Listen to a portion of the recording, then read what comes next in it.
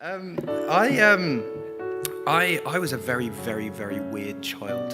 Very weird child.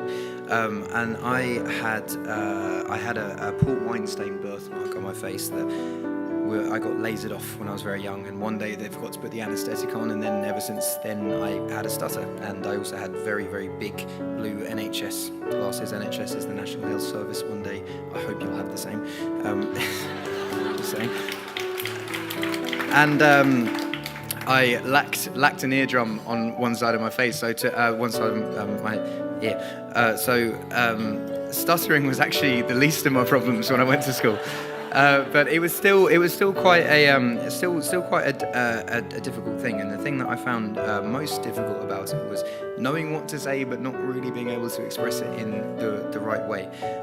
So I did different speech therapies and stuff, which wasn't very successful. I had homeopathy, which is like herbs and shit when you're drinking it. It's all right.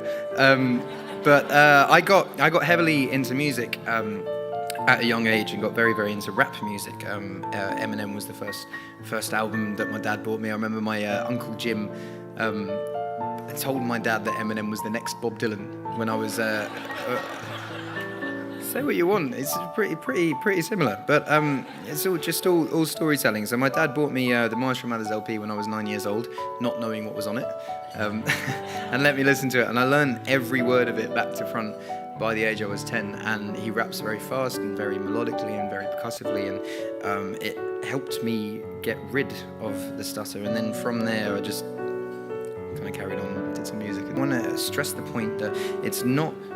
Stuttering is not a thing you have to be worried about at all. And even if you have quirks and weirdness, you shouldn't be worried about that. I think the people that I went to school with that were the most normal and were the coolest when we grew up. Like I was telling Emily earlier that one of the cool kids from school now does my plumbing. So that's a fact. That's a fact. So being my thing that I wanted to stress most tonight is not necessarily to shed light on stuttering or make it a thing. Is just stress to kids in general is to just be yourself, because there's no one in the world that can be a better you than you. And if you try to be the cool kid from class, you'll end up being very boring and doing plumbing for someone that you don't really want to do plumbing for. It's just be yourself, embrace your quirks. Being weird is a wonderful thing.